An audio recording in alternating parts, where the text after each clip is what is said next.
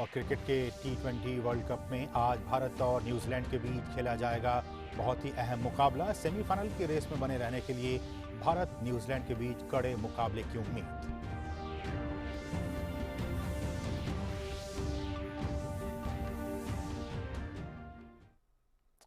नमस्कार, DD news में आप सभी दर्शकों का बहुत बहुत स्वागत है। मैं हूं असीम मिश्रा। शुरुआत G20 से जुड़ी खबर के साथ। प्रधानमंत्री नरेंद्र मोदी आज रोम में G20 शिखर सम्मेलन के दूसरे दिन के सत्र में हिस्सा लेंगे। सम्मेलन के दूसरे दिन का एजेंडा जलवायु परिवर्तन और पर्यावरण पर रहेगा। सम्मेलन से इतर प्रधानमंत्री मोदी का स्पेन के पीएम पेड्रो सांचेज और जर्मन चांसलर एंजेला मर्केल से भी मिलने की उम्मीद है। G20 शिखर सम्मेलन के दूसरे दिन का एजेंडा जलवायु परिवर्तन और पर्यावरण होगा। यह वैश्विक नेताओं के ग्लासगो में संयुक्त राष्ट्र जलवायु शिखर सम्मेलन यानी COP26 में इकट्ठा होने से एक दिन पहले हो रहा है। जलवायु परिवर्तन और पर्यावरण पर भारत ने जोरदार तरीके से वैश्विक जलवायु कार्रवाइयों को प्रेरित करने के लिए कई बार बात कही है। G20 शिखर सम्मेलन का दूसरा दिन और फोकस इस बात पर रहेगा और चर्चा के केंद्र में रहेगा जलवायु परिवर्तन का मुद्दा और सतत विकास के लक्ष्यों को हासिल करने का मुद्दा। भारत पहले से ही जलवायु परिवर्तन के मोर्चे पर कई सारे बड़े लक्ष्यों को हासिल करने की दिशा में आगे बढ़ चुका है। रोम में आयोजित हो रहे G20 शिखर सम्मेलन के तीसरे सत्र में सतत विकास पर चर्चा की जाएगी। सदस्य देशों के फायदे के लिए जवाबदेही और वित्त पोषण बढ़ाने पर भी जोर होगा। विकास और खाद्य सुरक्षा के मुद्दे पर भारत ने स्पष्ट किया है कि नीतियों को अनिवार्य रूप से छोटे और सीमांत किसानों और स्थानीय खाद्य उत्पादों को बढ़ावा देने पर जोर दे रहा है। G20 शिखर सम्मेलन के महत्वपूर्ण सत्रों के इतर एक कार्यक्रम में महामारी के कारण प्रभावित हुई आपूर्ति श्रृंखलाओं के पुनर्निर्माण पर विचार किया जाएगा। Prime Minister will also attend a side event hosted by President of the United States, His Excellency Mr. Joe Biden, on supply chain resilience. He will also hold other bilateral meetings on the sidelines of the G20 summit. Bharat 1 दिसंबर 2022-23 के दौरान G20 की अध्यक्षता करेगा और इस वर्ष दिसंबर में ट्रोइका में प्रवेश करेगा। इस दौरान भारत विकासशील देशों और G20 फोरम में उभरती बाजार अर्थव्यवस्थाओं के मुद्दों और चिंताओं पर नेतृत्व करेगा।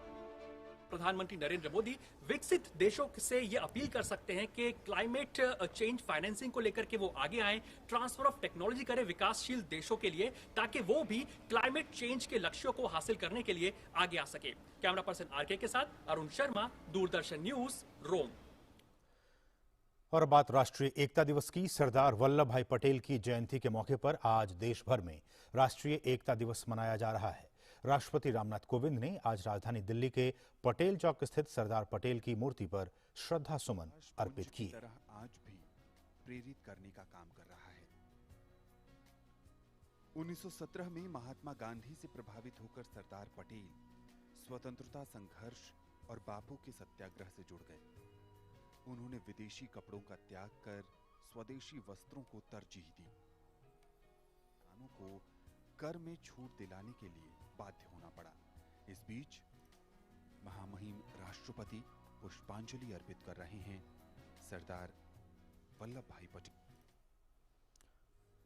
आवासन एवं शहरी विकास मंत्री और इसके साथ ही केंद्रीय मंत्री हरदीप सिंह पुरी, नित्यानंद राय, मीनाक्षी लेखी और दिल्ली के उपराज्यपाल समेत तमाम गणमान्य लोगों ने लौह पुरुष को श्रद्धांजलि अर्पित की।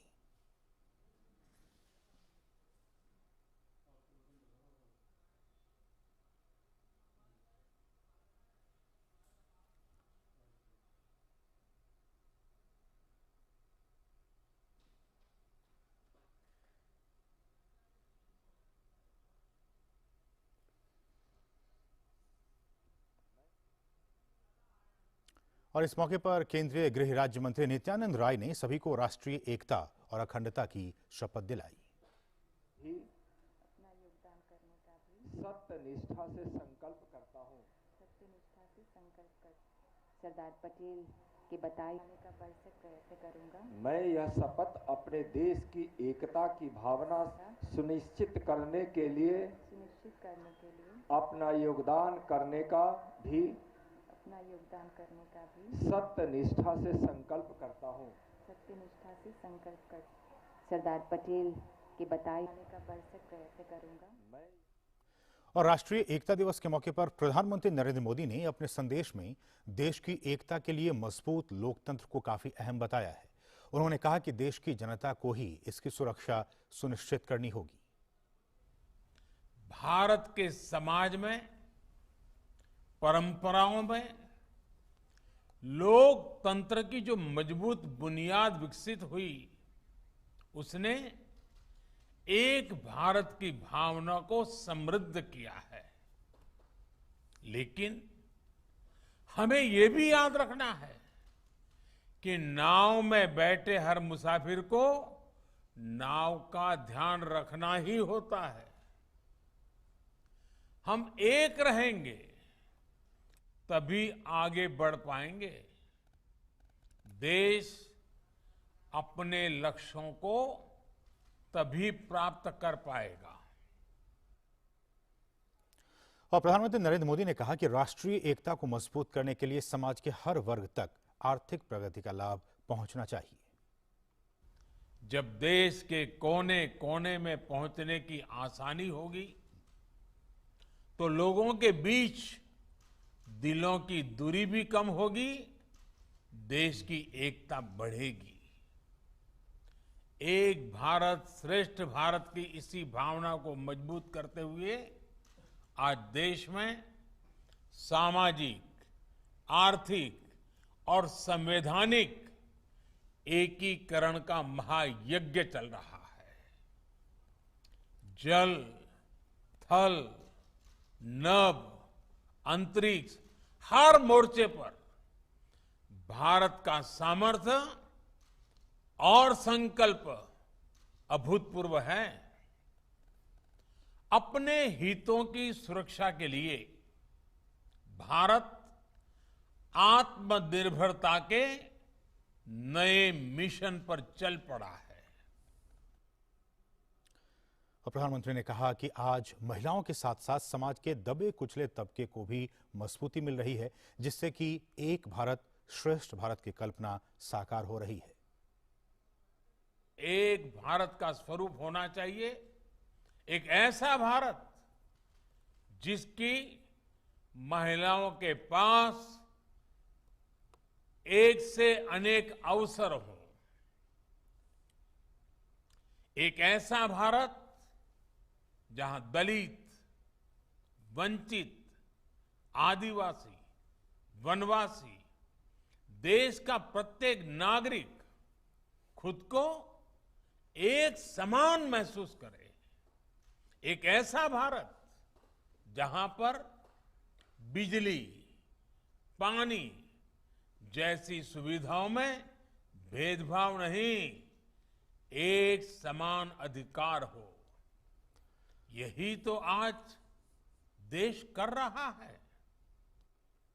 और वहीं उपराष्ट्रपति एम वेंकैया नायडू ने सरदार पटेल के कथन को उद्धृत करते हुए उन्हें उनकी जयंती पर श्रद्धासुमन अर्पित किए। उन्होंने अपने ट्वीट संदेश में कहा कि एकता के बिना जनशक्ति नहीं है जब तक उसे ठीक तरह से संगठित और एकजुट ना किया जाए, और तब ये आध्यात्मिक शक्ति बन जाती है। एक भारत श्रेष्ठ भारत की प्रेरणा देने वाले आधुनिक भारत के शिल्पी सरदार वल्लभ भाई पटेल की जयंती पर उनकी पावन स्मृति को कृतज्ञ प्रणाम। केंद्रीय गृह मंत्री अमित शाह ने सरदार वल्लभ भाई पटेल की जयंती पर गुजरात के केवड़िया में स्टैच्यू ऑफ यूनिटी पर उन्हें पुष्पांजलि अर्पित की।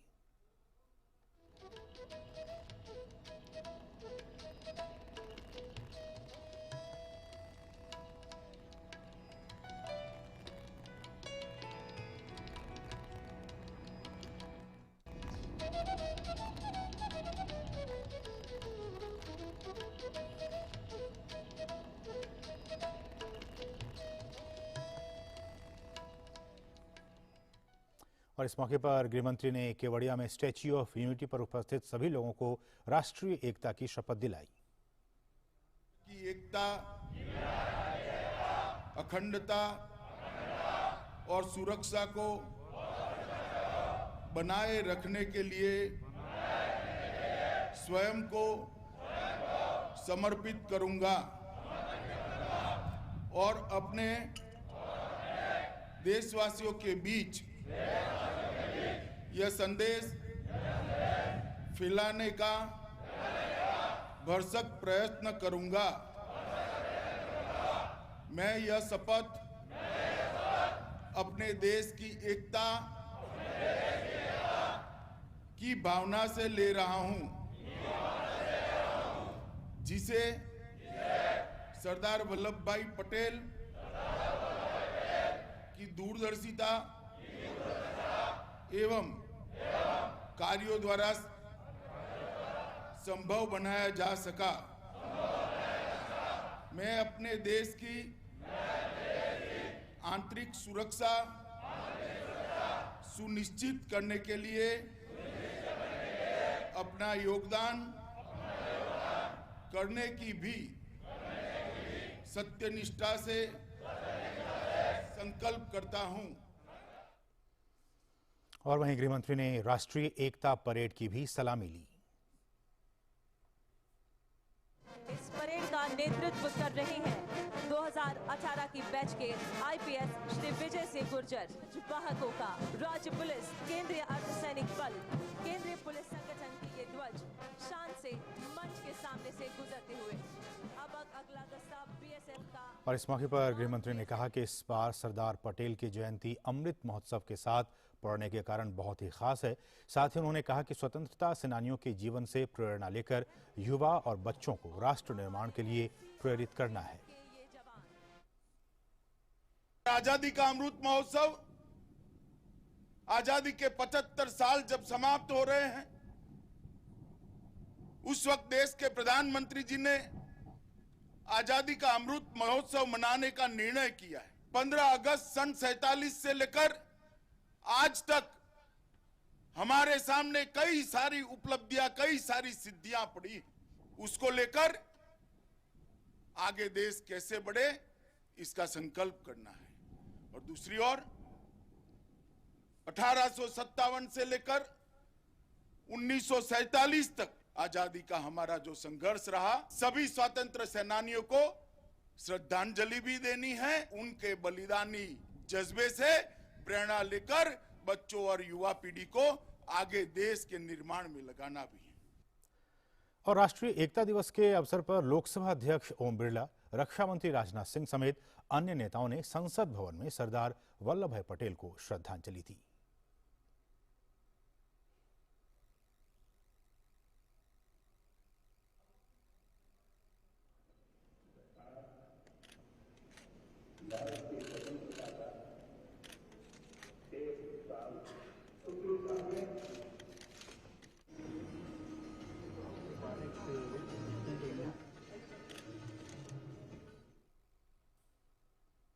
और राष्ट्रीय एकता दिवस के मौके पर दक्षिणी दिल्ली में एकता दौड़ का आयोजन किया गया। स्थानीय सांसद रमेश बिधूड़ी के साथ मुख्य अतिथि के तौर पर केंद्रीय स्वास्थ्य मंत्री मनसुख मांडविया ने दौड़ को हरी झंडी दिखाई और देश की एकता अखंडता में सरदार पटेल के योगदान को याद किया।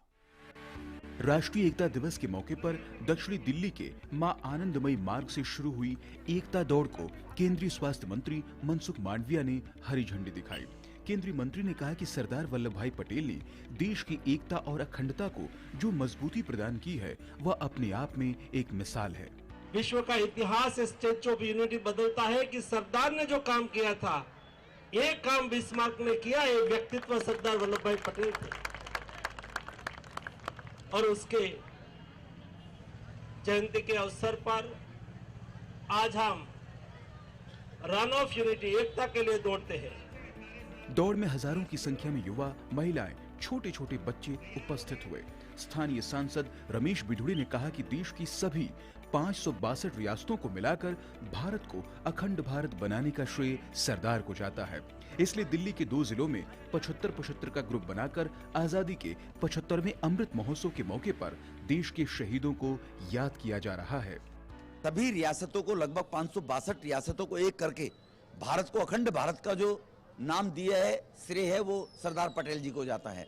हजारों देश के लोग थे जिन्होंने देश की आजादी में पार्टिसिपेट किया, और जूनागढ़ और हैदराबाद वो तो 1 और 1.5 साल के बाद शामिल देश के अंदर हो पाई।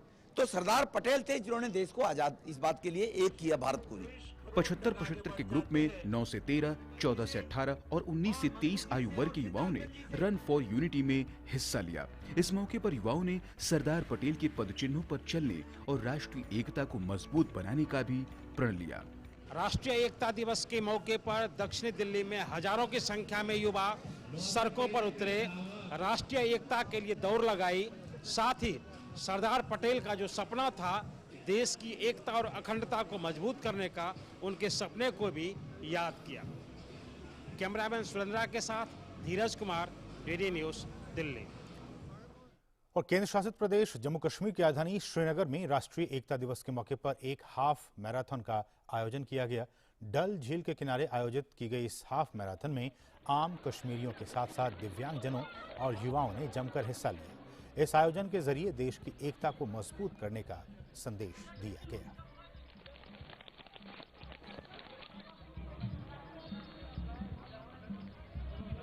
Side side please side.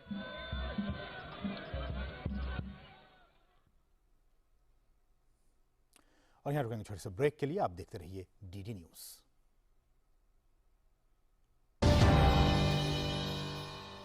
बाढ़ ने मचाई तबाही, गांव में तहस नहस।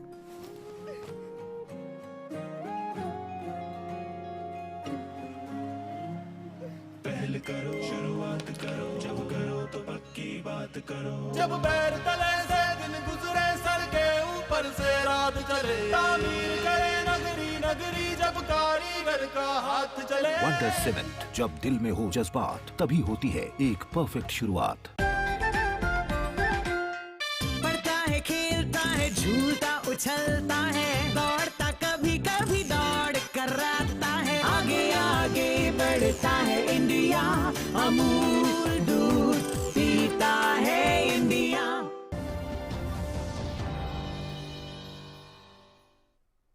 और ब्रेक के बाद आपका फिर से स्वागत है। देश की पूर्व प्रधानमंत्री इंदिरा गांधी की आज पुण्यतिथि है। प्रधानमंत्री नरेंद्र मोदी ने इंदिरा गांधी की पुण्यतिथि पर उन्हें श्रद्धांजलि दी। एक ट्वीट संदेश में उन्होंने कहा कि भारत की पूर्व प्रधानमंत्री श्रीमती इंदिरा गांधी जी की पुण्यतिथि पर श्रद्धांजलि अर्पित करता हूं। एनसीबी मुंबई के जोनल निदेशक समीर वानखेड़े के पिता और उनकी पत्नी क्रांति रेडकर वानखेड़े ने केंद्रीय मंत्री और रिपब्लिकन पार्टी ऑफ इंडिया के राष्ट्रीय अध्यक्ष रामदास अठावले से मुंबई में उनके घर पर मुलाकात की। मुलाकात के बाद प्रेस वार्ता को संबोधित करते हुए केंद्रीय मंत्री रामदास अठावले ने कहा कि रिपब्लिकन पार्टी पूरी ताकत से समीर वानखेड़े के साथ है। अठावले ने कहा कि नवाब मलिक के आरोपों में बिल्कुल भी तथ्य नहीं है।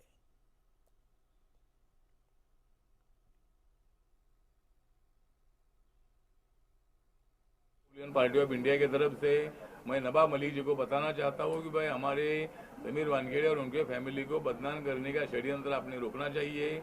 आपने एनसीपी के प्रवक्ता पद का नाजायज फायदा उठाया है और आप जानबूझकर मतलब ये फैमिली को बदनाम कर रहे हैं। तो आप एक दलित अधिकारी पर इसी तरह का आरोप लगाना ठीक नहीं है। और अगर वो मुस्लिम ऐसा बोलते हैं तो वो तो मुस्लिम नहीं है, लेकिन अगर वो मुस्लिम ऐसा बोलते हैं तो मुस्लिम आदमी के खिलाफ क्यों मतलब बयानबाजी कर रहा है। तो मेरा सवाल उनको ये है कि मुस्लिम का विषय तो नहीं है, ये तो बाबा साहब के अनुयायी है, दलित समाज के है। और इसीलिए मुझे लगता है कि रिपब्लिकन पार्टी ये फैमिली के पीछे है। खबर उत्तराखंड से है, जहां चकराता में एक वाहन के गहरी खाई में गिरने से कम 13 लोगों की मौत हो गई है, जबकि 2 लोग घायल हुए हैं। देहरादून के जिलाधिकारी डॉक्टर आर राजेश कुमार के मुताबिक यूटिलिटी चकराता के बाइला गांव से विकास नगर जा रही थी और वाहन में 16 लोग सवार थे। घटनास्थल पर पुलिस और एसडीआरएफ की टीमें मौजूद हैं और बचाव कार्य चल रहा है। मुख्यमंत्री पुष्कर सिंह धामी ने दुर्घटना पर दुख जताया है और मृतकों के परिजनों और घायलों को मुख्यमंत्री विवेकाधीन कोष से धनराशि देने का ऐलान किया है। गाड़ी बायना गांव से टुवर्ड्स विकास नगर जा रही थी और अभी जो है गाड़ी जो है ये फिर खाई में गिरी थी और लगभग अभी जो खबर है लगभग 13 कंफर्म डेड बताया जा रहा है और 2 लोगों को रेस्क्यू किया जा चुका है और ये रिपोर्ट हम लोग कंपाइल कर रहे हैं और इसमें माननीय मुख्यमंत्री जी की ओर से भी मैसेज आया है कि उसमें राशि दी जाएगी, क्योंकि ये प्राइवेट यूटिलिटी व्हीकल है तो इसमें गवर्नमेंट नॉर्म्स के जो नॉर्म्स हैं, नॉर्मली जब गवर्नमेंट व्हीकल गिरता है तभी कंपनसेशन अमाउंट मिलता है, लेकिन ये प्राइवेट यूटिलिटी व्हीकल थी इसलिए जो आपदा के नॉर्म्स हैं उस पर लागू नहीं होते। लेकिन माननीय मुख्यमंत्री जी के कार्यालय से मैसेज प्राप्त हुआ है कि विवेकाधीन कोष में फंड डिस्ट्रीब्यूट किया जाएगा जो मृतक हैं और जो घायल हैं। और अब बात टीकाकरण की। राष्ट्रव्यापी टीकाकरण कार्यक्रम के तहत देश में अब तक 106 करोड़ 18 लाख कोविड रोधी टीके लगाए जा चुके हैं। स्वास्थ्य मंत्रालय ने बताया है कि कल 68 लाख टीके लगाए गए। कल 12,830 लोगों में संक्रमण की पुष्टि हुई। देश में इस समय 1,59,272 संक्रमितों का उपचार चल रहा है। ये संख्या पिछले 247 दिनों में सबसे कम है। उपचार करा रहे लोगों की संख्या कुल संक्रमितों का 0.46% है और ये मार्च 2020 के बाद सबसे कम है। उपचार के बाद स्वस्थ होने वालों की संख्या इस वक्त 98.20% है। साप्ताहिक संक्रमण दर अभी 1.18% है। देश में अब तक 60 करोड़ 83 लाख से अधिक कोविड परीक्षण कराया गया है। कल 11,35,000 से अधिक परीक्षण कराए गए। कन्नड़ अभिनेता पुनीत राजकुमार का अंतिम संस्कार आज बेंगलुरु के श्री कांतिरवा स्टूडियो में राजकीय सम्मान के साथ किया गया। कर्नाटक के मुख्यमंत्री और उनके अन्य प्रशंसकों समेत कई दिग्गज कलाकारों ने अंतिम संस्कार से पहले उनके अंतिम दर्शन किए। कन्नड़ सुपरस्टार पुनीत राजकुमार का शुक्रवार दोपहर बाद हृदय गति रुकने से उनका निधन हो गया था। वे सिर्फ 46 साल के थे।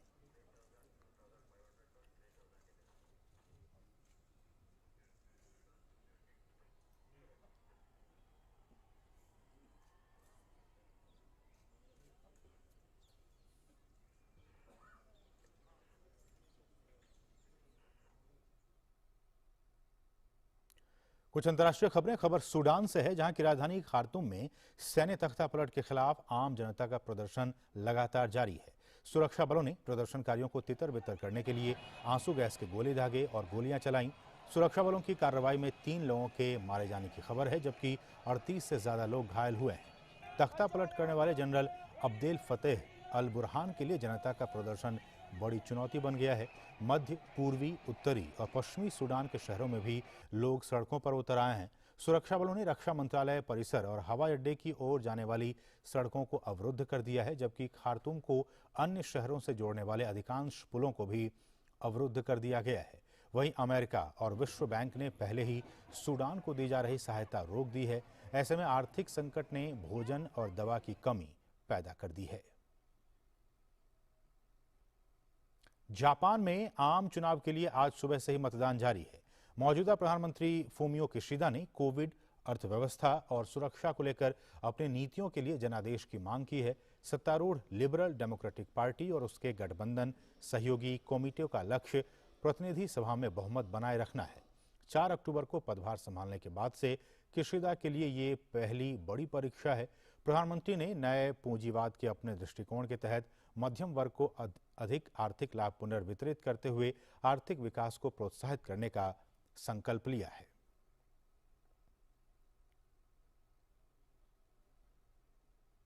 तो इसके साथ इस बुलेटिन बस इतना ही। मुझे और हमारी पूरी टीम को दीजिए अनुमति। नमस्कार।